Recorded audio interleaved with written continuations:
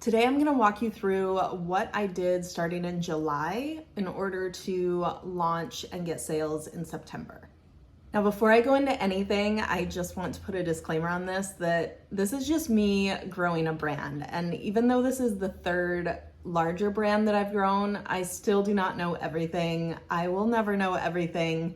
And these are only things that I've done. I'm experimenting and testing and finding out what works and what doesn't. So you might not always agree with the methods that I use. However, I'm just sharing everything that I'm doing so that you can learn from my mistakes and you can also gain insight from things that worked. With that being said, the first thing that I started to do was post to social media channels in July. I had received the samples of my products. My product was on the way. I decided to start taking some pictures and start posting those pictures.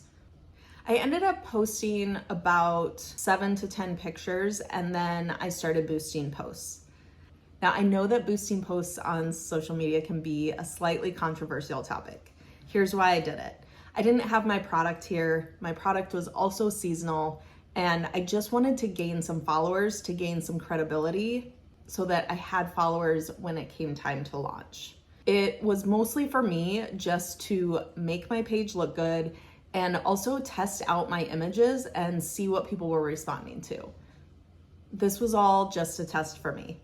So although a lot of people may say that boosting posts is a waste of money, I have to disagree in this case because it worked for the information I wanted to gain from it. I'm gonna get into exactly what I did and how I did it.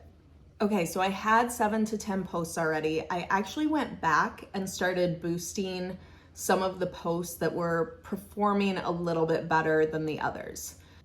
The first post I boosted was on July 9th, and I'm not gonna show all of the posts I boosted, but for the month of July, I ended up boosting 7 posts. This was the first one that I did. As you can see, I gained 47 followers and I spent $20. And overall, I was really happy with that. I also started to get some feedback on what images resonated with people, what they commented. I saw how many people saved it, how many people shared it. All of this information was really valuable to me because the business that I'm starting, there's no one really doing what I'm doing as far as I've seen. So I just wanted to get feedback from customers and see what their thoughts were. The second post I boosted was on July 12th. And here you can see I got 30 saves versus 12 on the last one.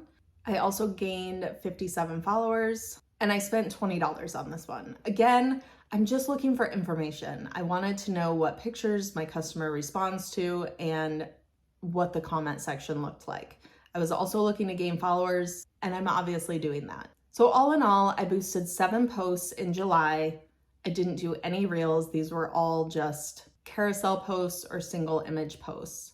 I ended up gaining 255 followers and I spent $140. And all in all, I was really happy with the performance. In August, I decided to start testing reels. So I did 3 reels in August and 1 standard post. The standard post received 40 likes and I spent $20 on that. 2 of the reels I spent $20 on and I gained 60 followers from one and 98 followers from another. The last reel that I posted, I decided to try something different and I ran that at $5, just continuously, $5 a day. So I ended up running that for 7 days, spent about $35, and I ended up gaining 154 followers from that reel. Obviously, as you can see from the numbers, the reels definitely performed better. All in all, from July through August, I ended up gaining 607 followers and I spent $235. By this point, I had the following that I needed. I had gained a lot of insight into what people were liking, what different posts were resonating, what products they liked. So all in all, this was a success for me. I was really happy that I went ahead and boosted these posts.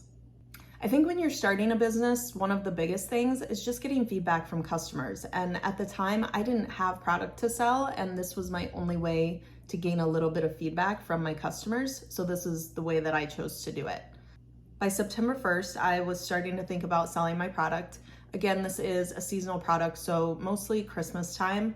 And I really wanted to test and see how soon I could start selling this product. I decided to start ads around September 15th, and that's when things got a little crazy. I'm gonna walk you through my ad process in one of the next few videos, and you can see exactly what happened when I started pushing ads and how much I started bringing in. Thanks for following along. I hope this information was helpful, and I'll see you next time.